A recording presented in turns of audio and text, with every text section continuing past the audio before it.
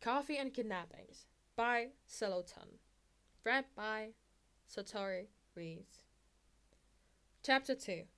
No, rescue missions do not count as a date. It becomes a thing after that. Izuku goes to get coffee for his classmates and ends up getting kidnapped. The second time, he breaks out of his own volition, explaining to Mike that he really can't miss class too often. Mike waves him off, sending him with an extra cupcake as an apology. He also sends Aizawa another email, this time an explanation as to why Izuku is late for class. When he gets back, Aizawa is shaking his head in half exasperation, half fondness. Izuku takes his seat like normal, like he didn't just get kidnapped, and eats his cupcake between classes, wolfing it down. Mike is a surprisingly good cook, but he's an even better baker. By the fifth time, Izuku is getting slightly annoyed. He doesn't mind spending time with Mike, but the man doesn't need to kidnap him to do so. Before they can even make it to that same safe house, Izuku breaks free and explains this to the man, who in turn sheepishly asks for his phone number so they can keep in contact. Izuku gives it easily, figuring that if the villain ever tried anything, he had his identity on the line. He gets another cupcake and a coffee to bring to his teacher. Aizawa appreciates the coffee and does not ask too many questions. It works out. Mike isn't entirely sure how his life ended up like this, but he is glad that it did. He flirts with Eraserhead during both his jobs, has a tiny and fearless child that can and will kick his ass into gear about asking his teacher out, and gets to make copious amount of baked goods. All in all, it's a pretty great life. He finds a stray kitten outside the coffee shop, adopts it, and calls it a razor. Midoriya thinks this is hilarious and posts a picture of the tiny feline on his Twitter. He's not entirely sure if hanging around a known villain would be bad for a hero student's reputation, and if he didn't know the kid so well, he might think he was some kind of traitor. But Midoriya never seems worried. Besides, Mike has never met someone who has the drive and personality for a hero quite like Midoriya. He's seen the kid use his quirk exactly twice, and both times were equally terrifying and exhilarating. He uses it to run to the coffee shop, and Mike has seen footage of the kid fighting. It's amazing. Mike never had a drive to be a hero, not really, but he sees the spark in Midoriya that he's never seen the likes of before. Which is why, when the kid doesn't answer his text, he gets worried. When the problem child doesn't show up for classes after lunch, Aizawa bites back the urge to sigh, and instead calls the number Midoriya gave him, telling him it was President Mike's and it was only for emergencies. It rings twice before someone picks up. Who are you and how did you get this number? Mike, it's Eraser. Did you seriously kidnap Midoriya again? He's not in class? Mike's voice is sharp, and it brings Aizawa to attention. What? No, that's why I'm calling you. I didn't take him. You sure it's not there? Aizawa swears, shoves his grating aside, and sprints towards the main gate again. Mike hates certain types of villains. Yes, he's kidnapped a kid before, but really, he wouldn't have hurt him, not on purpose. And at some point, it was less a kidnapping and more of an excuse to hang out with Midoriya. But he doesn't usually kill, only when someone really deserves it. And yes, maybe he stalks Eraserhead, but what can he say? He knows true love when he sees it, damn it.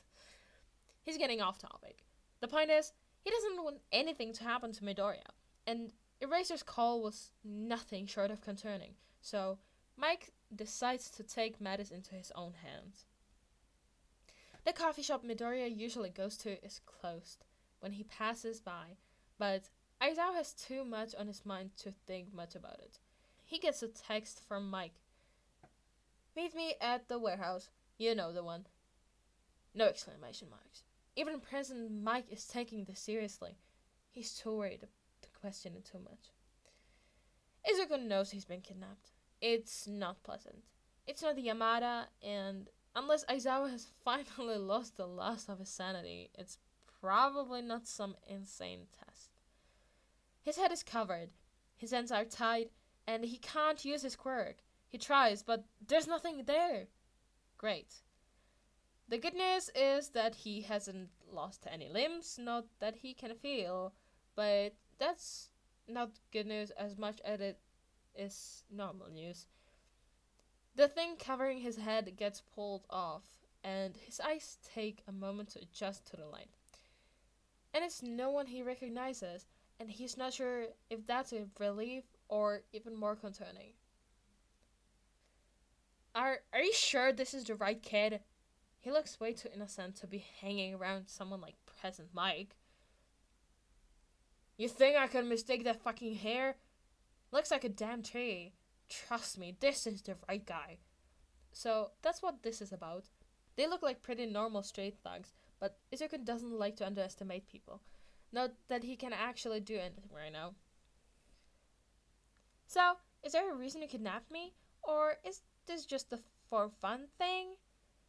One of the thugs glares at him, but Izuku barely blinks. No one can glare like Aizawa, and he's been on the receiving end of that glare enough times that few other looks scare him. You've been hanging around President Mike, you know? And he's gotten in our way too many times to let him get away with that shit. And you'll make a real good bait. Thug 2, as Izuku calls him in his head, grins at him. Oh, fun. Can we just skip to the part where the hero saved me? I've already missed class. They took him because of me. I'm getting him back. Mike doesn't greet Eraser when he walks in. He doesn't care if the man brought every cop in the city, because Mike is going to get the kid back. Any ideas where? If the lack of greeting throws Eraser off, he doesn't show it. Yeah, it's in the city, but it's not exactly narrowed down much. There's 3 places they could have taken him, and I'm almost entirely sure that they wouldn't have taken him to one of them, seeing as how I might have compromised the foundation. So, 2 places, and if he's not at those, the 3rd. Either one more likely than the other? Mike shakes his head. Not particularly. We should go, sooner rather than later. We should wait for backup. No, I told you, he got taken because of me. I will tear this city apart for that kid, Eraser. Mike doesn't care that Eraser has probably already alerted other heroes. He's getting the kid back now. Fine, I'm coming with you. And Mike's raised eyebrow, he says, they've got one of my kids. I'm coming with. You'll need these. Mike throws Eraser a pair of gigantic headphones and grabs another pair, shoving them around his neck. Why? My quirk is screaming at people. Why do you think? What about you? He nods at the headphones around his neck, but not on his ears. Mike points to one of his hearing aids in lieu of answering. Right. Let's go. Izuku is bored. Really, he should be terrified because he saw one of the thugs smash his phone. And the man is getting a kick to the dick if at all possible because he just got that phone.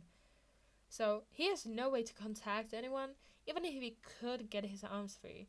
But it's been a decent chunk of time, and Izuku is so bored.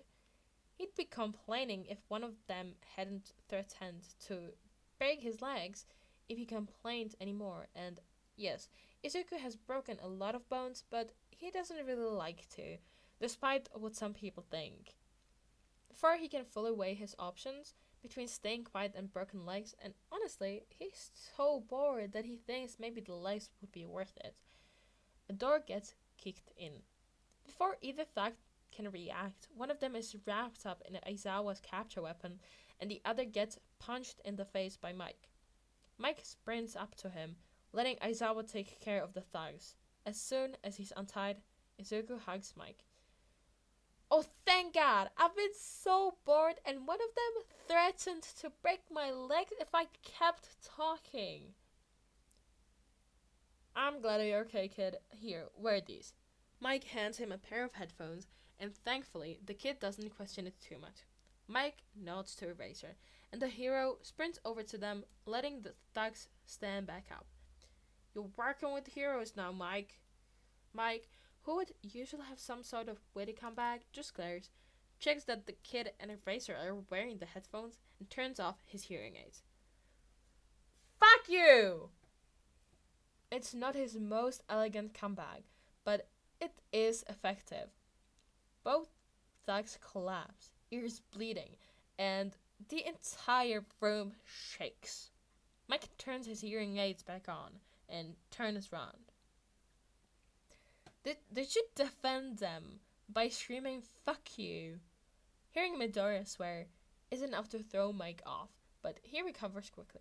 Yep, please tell me your ears don't hurt.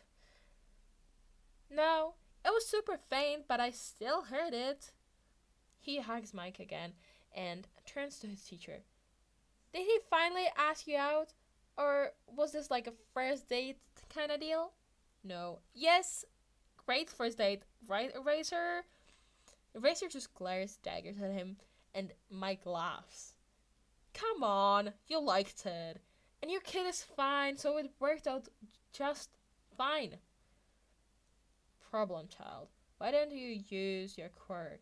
Aizawa ignores Mike completely, and Izuku has to bite back a laugh at the villain's face.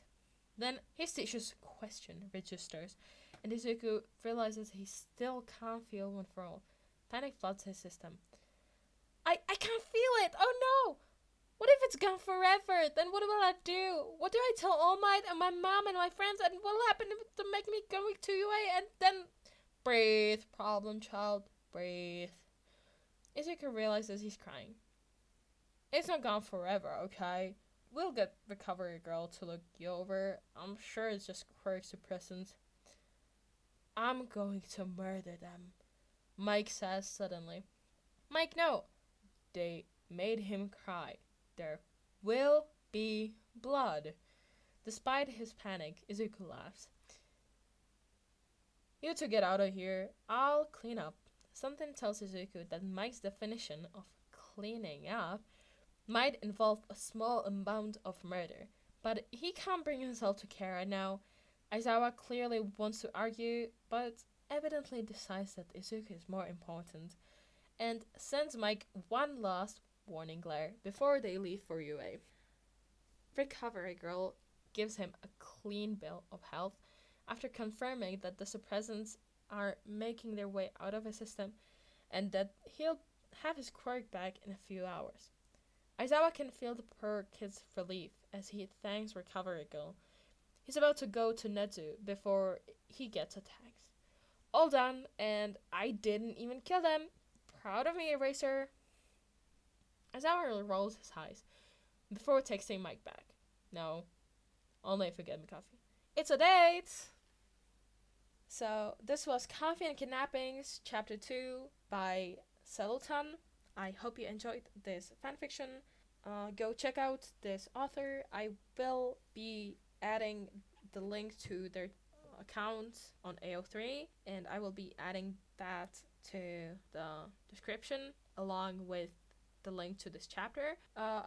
Don't forget to leave comments to boost my serotonin levels, to give me any recommendations, and do not forget to leave maybe a like so I know if you liked it.